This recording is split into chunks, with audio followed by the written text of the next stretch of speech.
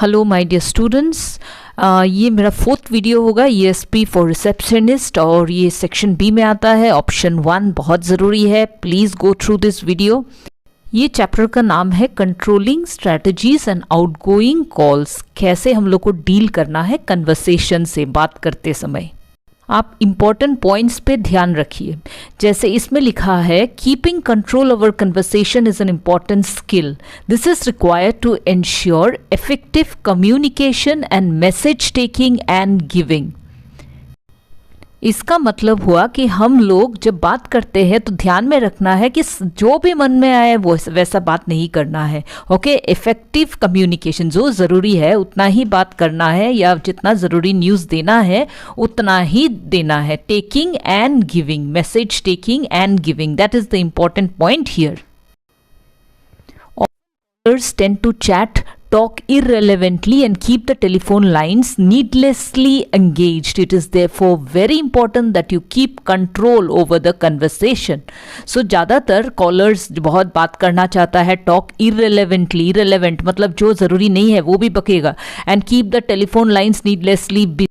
इसीलिए रिसेप्शनिस्ट को कुछ उसका कंट्रोल होना चाहिए बातचीत जो होता है, और उसको briefly and directly without giving offence बात करना है। ब्रीफली मतलब इन शॉर्ट, और डायरेक्टली विदाउट गिविंग ऑफेंस, किसी को हर्ट नहीं करके उसको कम्युनिकेट करना चाहिए। सो इसका इम्पॉर्टेंट पॉइंट ये है what a receptionist should do. Okay, the receptionist should keep control over the conversation and say it briefly and directly without giving offense. ये क्वेश्चन बहुत इंपॉर्टेंट है। What are the problems a receptionist faces? ये है याद रखने के लिए, exam में आया है। What are the problems? One is message is not clear. क्यों मैसेज क्लियर नहीं होता है? क्योंकि there are disturbing noises and sounds in the background that do not allow you to hear the message. ठीक है, रिसेप्शनिस्ट सुन नहीं पाता है डिस्टर्बिंग नॉइस या साउंड्स होने से।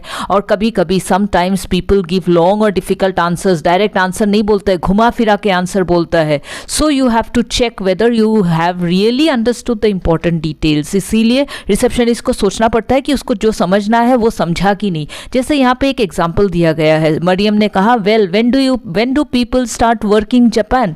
पीपल मतलब लोग कब काम करना शुरू करते हैं। ये उत्तर देखो बच्चों क्या बोल रहे हैं। Most Japanese companies are open from 9 to 5, 9 से 5 बजे तक।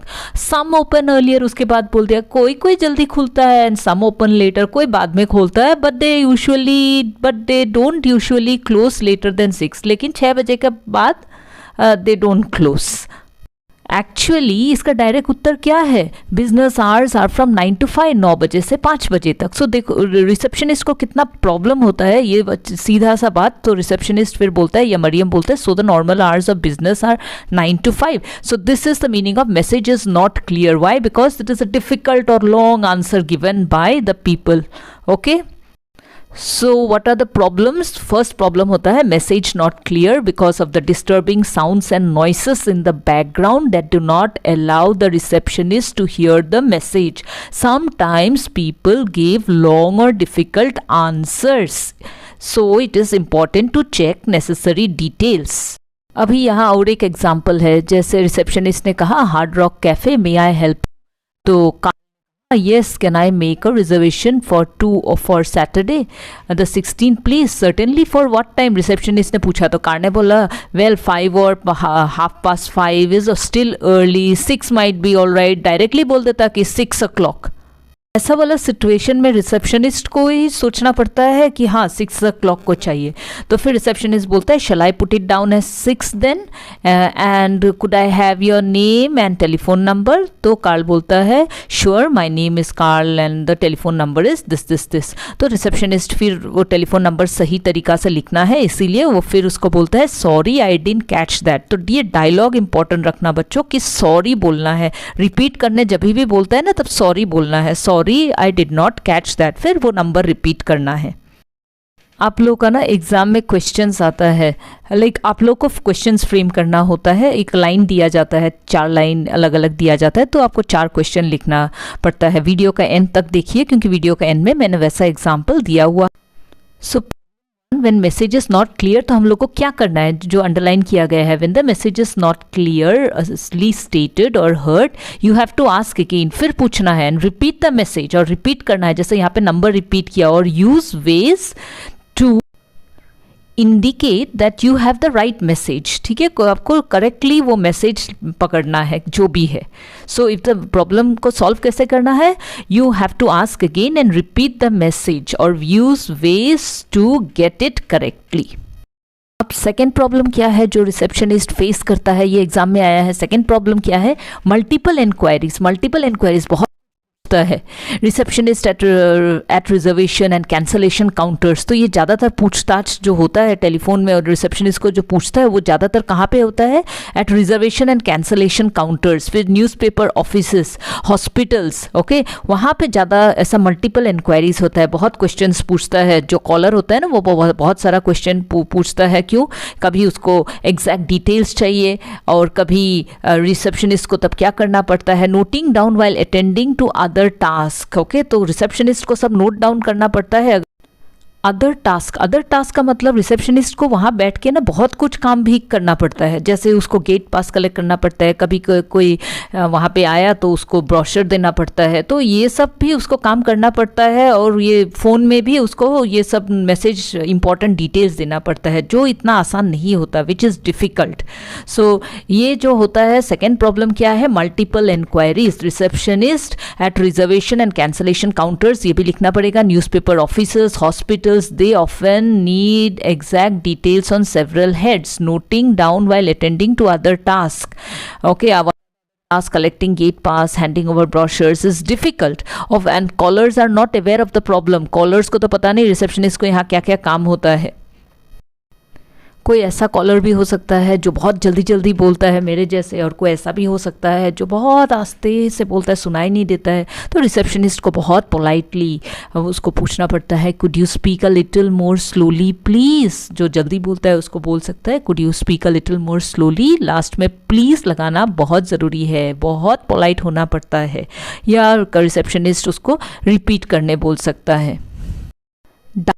एनालिसिस, डायलॉग एनालिसिस का मतलब ये होता है, हम लोग डायलॉग पढ़ के हम लोग को पता चल जाता है रिसेप्शनिस्ट अपना जहाँ पे ऑर्गेनाइजेशन जो जगह वह काम करता है. सोचो कोई हॉस्पिटल में काम करता है, तो वो हॉस्पिटल में काम करने लोग से बात कर रहा है या कोई बाहर का लोग से बात कर रहा है. हॉस्पिटल में अगर काम करने लोग से बात कर रहा है तो वो अपना पूरा हॉस्पिटल का नाम वगैरह वो नहीं बताएगा, लेकिन कोई बाहर का आदमी से बात कर रहा है तो वो बताएगा कि ये हॉस्पिटल का नाम बताएगा और फिर विश करेगा. तो ये ध्यान में रखिए. जैसे यहाँ पे जो बातचीत हो रहा है ना, वो फैक्ट्री या ऑफिस के अंदर हो रहा है, मतलब कोई बाहर का आदमी से नहीं हो रहा है, इसलिए नाम वगैरह कुछ नहीं दिया गया. अब सिर्फ बोला है good morning operator here, can I help you, switch board what can I do for you. Since you are beginning the conversation with someone inside your factory or office, बातचीत आपका ओन मतलब फैक्ट्री के अंदर के लोगों से हो रहा है, so it is not necessary to give your complete identity as in the case of incoming calls. बाहर से जो तो कॉल्स आता है तो उसमें जैसे आप बताएंगे आपका फैक्ट्री का नाम या आपका जो भी है स्कूल का नाम, या तो वो सब ज़रूरी नहीं होता है बोल. तो यहाँ में आपको ध्यान रखना है कि कंप्लीट आइडेंटिटी, पूरा कंप्लीट आइडेंटिटी मतलब आप कौन है पूरा बोलने का ज़रूरी नहीं है. However, you must give your identity to let the caller know that he has got the right extension. बस अपना जो शॉर्ट में नाम वगैरह नहीं चाहिए, वैसा बता देने से हो गया. कंप्लीट आइडेंटिटी पूरा डिटेल्स में नहीं चाहिए. तो गिविंग आइडेंटिटी है फर्स्ट पॉइंट, याद रखिए. उसका मतलब ये हुआ कि अगर सोचिए आपका स्कूल का अंदर का टीचर्स का नंबर हो या प्रिंसिपल का नंबर है, तो उसमें आपको पूरा बोलने का ज़रूरी नहीं है स्कूल का नाम, ठीक है. उसमें बस आप रिसेप्शनिस्ट बोलने से भी हो गया. लेकिन कोई बाहर का आदमी से अगर बात करना है तो रिसेप्शनिस्ट को बहुत पोलाइटली बोलना पड़ेगा, प्लीज़ होल्ड द लाइन. अगर उसको कुछ जानकारी ढूंढ के निकालना है, ओके, कोई नंबर निकालना है तो उसको बहुत अच्छे से बोलना पड़ेगा, प्लीज़ होल्ड द लाइन. और रीज़न भी बोलना पड़ेगा, जैसे would you mind holding on while I look into the matter. Caller ने कुछ पूछा तो फिर उसका जानकारी वो ले रहा है, तो would you mind holding on मतलब आप फ़ोन पे बने रहो, हम फाइंड आउट करके आपको बता रहा है। कभी वो नाम भी हो सकता है, कभी इन्फॉर्मेशन मैसेज भी पास करना हो सकता है। और इसीलिए रिसेप्शनिस्ट को ना कभी कभी कोई कोई नंबर्स होता है वो एकदम सामने रखना पड़ता है। जैसे यहाँ पे ना दिया हुआ है एयर ट्रैवल्स का नंबर भी दिया हुआ है, तो रिसेप्शनिस्ट को किसी ने पूछा तो रिसेप्शनिस्ट आराम से जो टेबल में है उसी से नंबर बता दिया, और वैसे वो अपना कॉलर को सेटिस्फाई कर सकती है। अब ये पेपर देखिए जो एग्जाम में आया है। जो पहले वाला क्वेश्चन है ना, क्वेश्चन नंबर 19, वो मेरा नेक्स्ट वीडियो में होगा। Okay, aids for a receptionist. लेकिन अब क्वेश्चन नंबर 20 देखिए, उसमें दिया है what are the 2 major problems that a receptionist has to deal with while handling the telephone calls. तो इसका आंसर क्या होगा? मैंने बोला था ना, था पहले वाला मैसेज नॉट क्लियर, और सेकंड वाला था मेनी इंक्वायरीज, मल्टीपल इंक्वायरीज। तो दोनों को थोड़ा समझा के लिख दीजिए। दो जो लाइंस मैंने अंडरलाइन किया वो लिख देना है। तो it's clear I hope. And now the next question देखिए 21, वो है frame request questions for the following replies. कभी रिक्वेस्ट भी हो सकता है, कभी क्वेश्चंस विदाउट रिक्वेस्ट, मतलब प्लीज वीज नहीं लगा के भी हो सकता है। तो इससे आपको सिर्फ 3 करना है, एनी 3। तो ये पहला वाला क्वेश्चन आप देखिए, I am sorry sir all the rooms on the ground floor are booked. तो ये वाला किसने बोला? I am sorry sir. तो पता है ये रिसेप्शनिस्ट ही बोलेगा आई एम सॉरी सर, सारा रूम्स बुक्ड है और खाली रूम नहीं है। तो इसका क्वेश्चन क्या हो सकता है? आप लिख के सोचिए। तो सोच के बताइए। तो कॉलर पूछा होगा do you have rooms on the ground floor, ऐसा पूछा होगा, इसीलिए आंसर है sir all the rooms on the ground floor are booked. तो इसीलिए क्वेश्चन को देख के ये आंसर को देख के आपको क्वेश्चन बनाना है। और receptionist I am sorry sir, क्योंकि रूम नहीं है इसलिए बोला आई एम सॉरी सर।